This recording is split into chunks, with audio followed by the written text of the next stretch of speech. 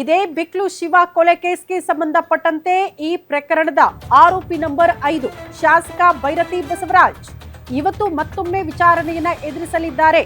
ಬೆಂಗಳೂರಿನಲ್ಲಿ rowdy sheeter ಬಿಕ್ಲು Shiva ಕೊಲೆ ಕೇಸ್ಗೆ ಸಂಬಂಧಪಟ್ಟಂತೆ ಪ್ರಕರಣದಲ್ಲಿ ಈ ತನಕ ಒಟ್ಟು 11 ಜನ ಆರೋಪಿಗಳ ಬಂಧನ ಆಗಿದೆ. ಪ್ರಮುಖ ಆರೋಪಿ ಜಗ್ಗನ್ನ ಹೊರತುಪಡಿಸಿ 11 ಜನರನ್ನ ಪೊಲೀಸರು ಅರೆಸ್ಟ್ ಮಾಡಿದ್ದಾರೆ.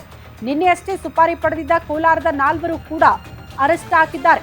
11 ಜನರ ಬಂಧನದ ಬೆನ್ನಲ್ಲೇ ಶಾಸಕ ಭೈರತಿ ಬಸವರಾಜ್ಗೆ ಮತ್ತೆ ವಿಚಾರಣೆಯ ಬಿಸಿ. ಇವತ್ತು 2ನೇ ಬಾರಿ ಶಾಸಕ ಭೈರತಿ ಬಸವರಾಜ್ ವಿಚಾರಣೆಗೆ ಆಗಲಿದ್ದಾರೆ. ಬೆಳಗ್ಗೆ 11 ಗಂಟೆಗೆ ವಿಚಾರಣೆಗೆ ಹಾಜರಾಗ್ತಾರಂತೆ ಶಾಸಕ ಭೈರತಿ ಬಸವರಾಜ್. ಮತ್ತೊಂದು ಕಡೆ ಇದರಿಂದ ನನ್ನನ್ನು ಕೈ ಬಿಡಬೇಕು ಅಂತ ಹೈಕೋರ್ಟ್ಗೆ ಒಂದು ಅರ್ಜಿಯನ್ನು ಕೂಡ ಸಲ್ಲಿಕೆ ಮಾಡಿದ್ದಾರೆ. ಅದರ ವಿಚಾರಣೆ ಕೂಡ ಇವತ್ತೇ ನಡೆಯುತ್ತೆ. ಹಾಗಾಗಿ ಕೋರ್ಟ್ನಲ್ಲೂ ಅವರ ಭವಿಷ್ಯ ನಿರ್ಧಾರ ಏನೇ ಆಗಲಿ, ಬಟ್ ಇವತ್ತು ನೋಟಿಸ್ ಮೇರೆಗೆ ಅವರು 2ನೇ ಬಾರಿ ವಿಚಾರಣೆಯನ್ನ ಎದುರಿಸಲೇಬೇಕು. ಈ 11 ಜನ ಆರೋಪಿಗಳು ಯಾರು ಅರೆಸ್ಟ್ ಆಗಿದ್ದಾರಲ್ಲ, ಯಾರಾದ್ರೂ ಒಬ್ಬ ಚಿಕ್ಕ ಸುಳಿವು ಕೊಟ್ಟರು ಸಾಕು ಶಾಸಕರ ಪಾತ್ರದ ಬಗ್ಗೆ. ಯಾವ ಕ್ಷಣಕ್ಕಾದ್ರೂ ಅವರ ಬಂಧನ ಆಗಬಹುದು ಅಂತ.